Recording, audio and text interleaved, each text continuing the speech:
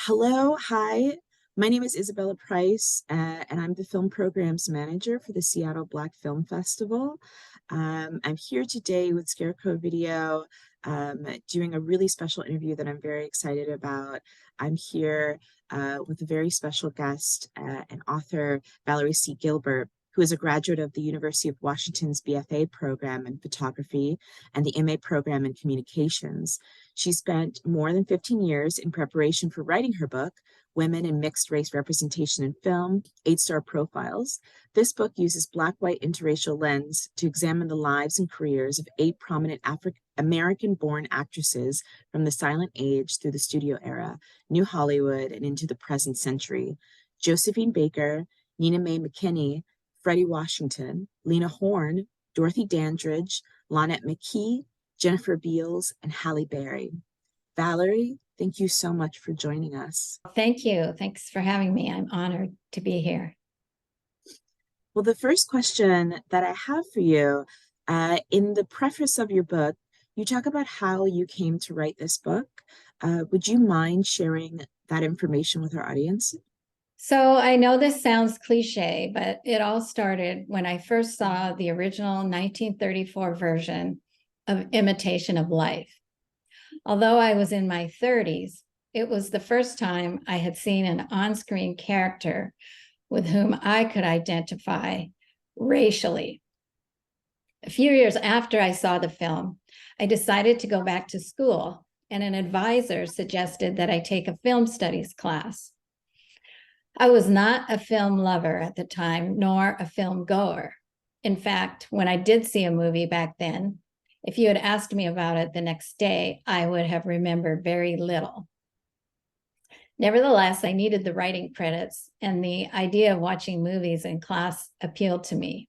I signed up for the film studies class and ended up taking a second one after that.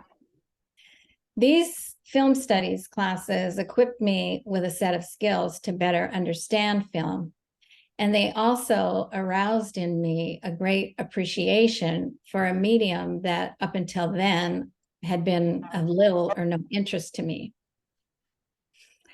Taking these film studies classes also made me wonder why, up until then, I had been so disengaged from the movie-going experience. This brought me back to Imitation of Life. After doing some independent research on film and a lot of self-examination, I concluded that my disinterest in film had a lot to do with a lack of film characters with whom I could identify. And aside from Imitation of Life, I wondered, where could I find representation of people like me? So that's how I came to write this book. And initially, I set out to find every and any film with a Black-white mixed race character or characters. And there are certainly many mixed race men characters in film, but in the end, I decided to focus on women because, aside from the fact that I identify as a mixed race woman, historically, women have been the more popular face of mixed race representation. So, what made you decide on the 8 stars that you chose to write about? That is a great question, and the answer is threefold. Firstly, all the women who embody these star images have played a mixed race character on film, and many of them have represented mixed race on the stage as well. Secondly, the star images of these women all possess a Black-white racial tension. And then the third reason I chose these particular women is that I wanted to use their star images to create a history or a lineage of mixed race representation in film, which I don't believe has ever been done before. So with the first chapter, Josephine Baker, her first feature film, Siren of the Tropics, in which she played a mixed race character, represents the tail end of the silent film era. And with Mae McKinney and Fredi Washington in the second and third chapters, you have early race films, the beginning of the sound era, and some films that also exemplify Hollywood's pre-code era. Lena Horne, in the fourth chapter, represents a period in film history where there is strict adherence to the production code, but it was also a time where both the government, because of the Second World War, and the NAACP were pressuring Hollywood studios to employ more African Americans and improve the way in which they were being presented. With Dorothy Dandridge, you see Hollywood at the tail end of the production code's enforcement. And for her star image, crossing over and pushing racial boundaries became synonymous with interracial sexuality. Lonette McKee, who is the subject of Chapter 6, began her film career in the New Hollywood, a period in filmmaking that saw the dismantling of the old Hollywood studio system and the replacement of the production code with the MPAA rating system. After New Hollywood came the era of the blockbuster, which included Jennifer Beals, who is the subject of the 7th chapter, and her first feature film, Flashdance, was not only a blockbuster, its soundtrack was a top-selling album, and the clothing worn by Beals ignited a fashion trend.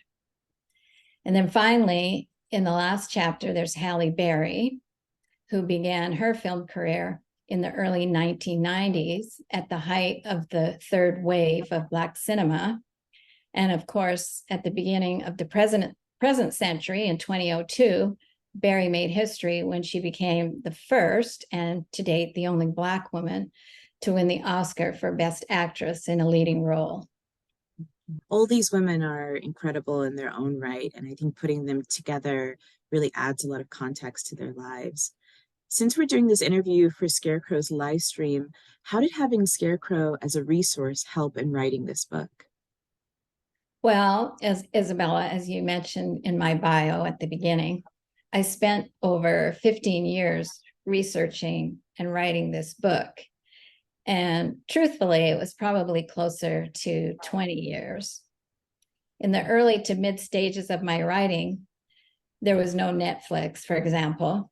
Well, actually, there was Netflix, but it only existed as a DVD rental service by mail. And streaming films was not a thing yet. So it wasn't as easy to access films as it is today. If I wanted to see a film, I would either have to buy it, borrow it from the library, or rent it. So Scarecrow became a very valuable resource for me, especially when it came to those out of print and hard to find titles. So in researching these 8 movie stars, were there any movies that you came across that you hadn't heard of before or were maybe seeing for the first time? You mentioned Imitation of Life, which is one of my favorite films, and also another film that I had a very similar personal experience with. So I'm wondering if you have any other films that were really new discoveries for you. Well, yes, and I'm a little bit even embarrassed to say that, but believe it or not, up until about 5 or 6 years ago, I had never seen Singing in the Rain. And of course, I was aware that it existed, but musical films, for the most part, never really appealed to me. And for whatever reason, I almost went out of my way not to see it. Anyway, one day I was talking films with a friend, and she encouraged me to watch it. So I did. And I had to admit, I loved it. It's a great film.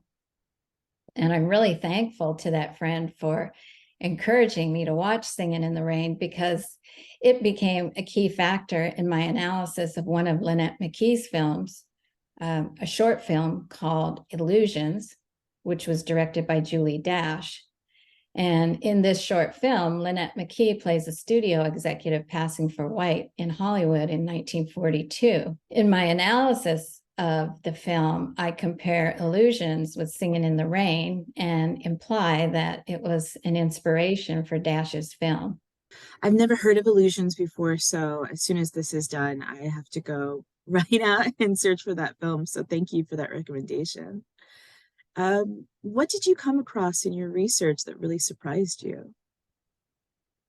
Well, I can't really think of anything in the research itself that surprised me, but one thing that comes to mind, referring back to my answer to the previous question and my dislike of musical films, because of Lena Horne, I had to force myself to watch a lot of musical films from that golden age of Hollywood era.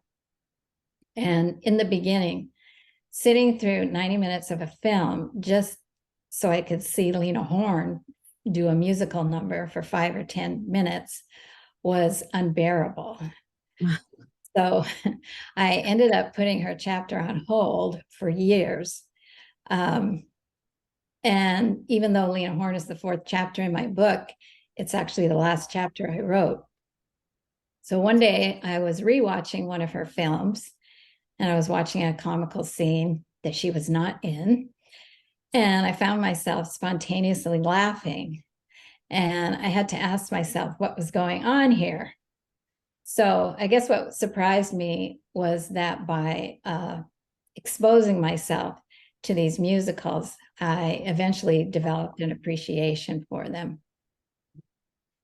Yeah, very similar to that. I've never really been a big fan of musicals before, but I have to say that Carmen Jones and Stormy Weather are like two of my favorite films. Mhm. And I feel like there's like a lot of room for maybe a Black musical resurgence. I don't know, I'm just putting that out there, but I think that those films are remarkable, especially Carmen Jones for the period. Um, what would you like readers to take away from your book? Well, my book operates on different levels. It's a study of identity, it's a study in stardom. It touches heavily upon film history and America's racial history. So I think for those readers who are already interested in film and or race, they will find a lot to take away on their own. But one of the things I tried to do in my book is to elevate certain films that have not been given their proper due, as well as provide a different perspective on those films that have. So I hope that readers would be encouraged to watch films they haven't seen before, or perhaps rewatch them from a different viewpoint. And also, for many people, having conversations about race is very difficult. And I hope that my book, which uses a film as a backdrop and sort of a buffer to talk about race, might make it easier for readers to enter into dialogues about race. That's really interesting. I have an additional question for you. Uh, in the context of how we're talking about representation in films, representation in media, I'm just wondering about how your book plays a role in that. Is there a kind of social context, or maybe there's something that's going on in culture right now that you feel like your book really addresses, or like why is it so important for this book to come out now during the time period where we're talking so much about representation in film? Well, I think it's provides all these films, and these actresses and their star images are strongly contextualized in history. And so I think you know, many people, it seems, don't understand how we got here. And by here, I mean where we are today in terms of race relations and what's going on. So I think my book provides that history and that context in a way that is palatable because we are talking about films. Yeah. Yeah, I think that my earliest experience with like seeing mixed race people on film was the sort of tragic mulatto character.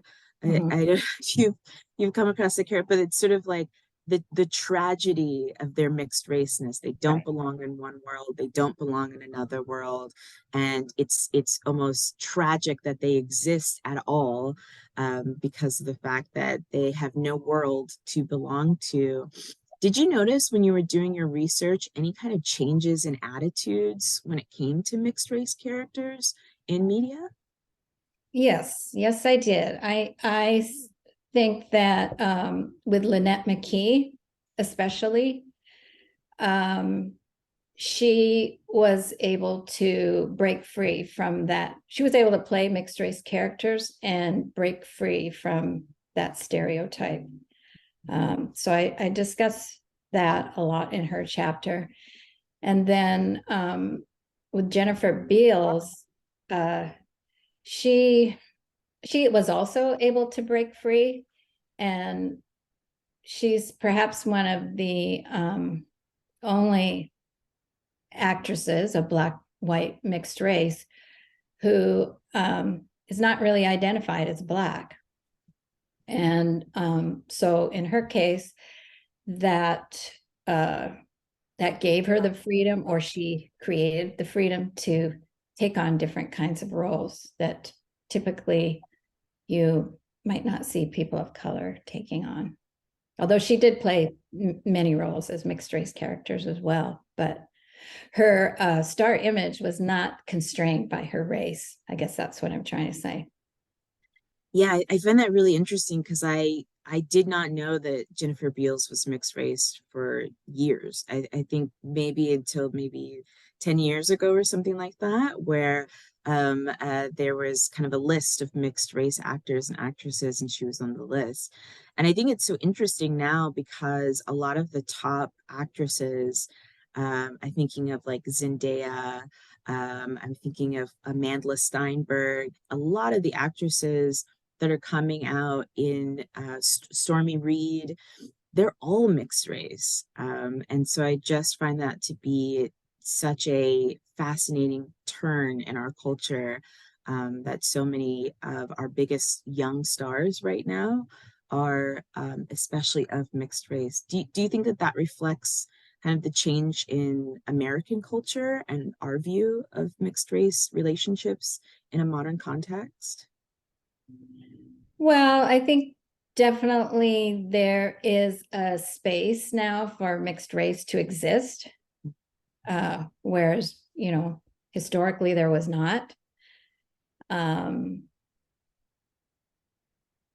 what the interest is in a new crop of mixed race actresses. Maybe it's too early to tell. Back in the kind of the same thing happened in the late 80s, early 90s, where you had Jennifer Beals, Halle Berry, Ray Don Chong, and there was a few others whose names escape me right now. Cinda Williams is another one.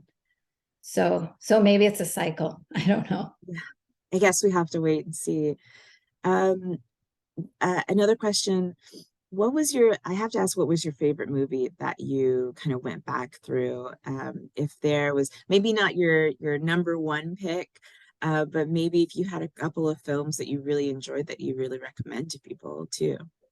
Well, the one that this is very easy, and it's the Cotton Club Encore, and which is a re-edited version of the Cotton Club. So the Cotton Club came out in 1984. It was directed by Francis Ford Coppola, and it's of course about the Cotton Club. In 2019, Coppola re-edited it, and so to me, it was a great film to begin with. But when he did the re-edited version, I call it the ultimate interracial musical film, and it's definitely my favorite film. It's it's now being 40 years old, it's a historical document in and of itself, but then there's this second layer that it's about the Cotton Club, so it's about the 1920s, 30s. And it's got great, fantastic musical performances, incredible ensemble cast.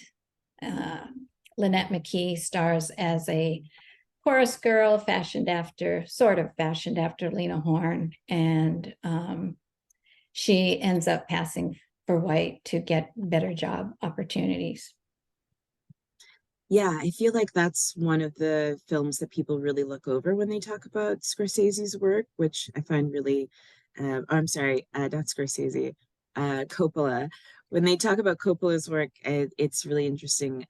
That's a film that I revisited really soon or not so long ago, and was really impressed by it as well. So I have to ask, are you working on any new projects at the moment? Well, this book started out as a chapter of the book I originally intended to write. So my next project, which I hope to get started on this year, is to go back and finish that book. Nice. And is there a website where people can find out more about you and anything that you're working on? I have an author page on Amazon, which you can easily find if you pull up my book on their website. Nice. Thank you so much, Valerie, for doing this and talking with me today. This was really great to have a conversation about something that is very personal to me. As a person who loves films, um, despite really having rarely seen myself in a lot of movies, having additions to cinema history and cinema conversations and analysis like this is really, really important. So thank you so much for doing this. Well, thank you for the opportunity, Isabella, and thank you, Scarecrow. Good luck with your spring fund drive. The book is called Women and Mixed Race Representation in Film, 8-Star Profiles, and can be purchased directly through McFarland Books or bought through Amazon. Valerie, um, thank you so much for joining us. And thank you guys so much for joining us on the live stream as well. Do not forget to give lots of love to Scarecrow. Check out the book and rent all the films from the book. Watch them all, have a marathon, and learn something, ask some really important questions, and engage with the media that you love in a more critical way, which helps make life richer. Thank you to Scarecrow so much for the work that you do. And yeah, see you guys later. Thank you. Bye.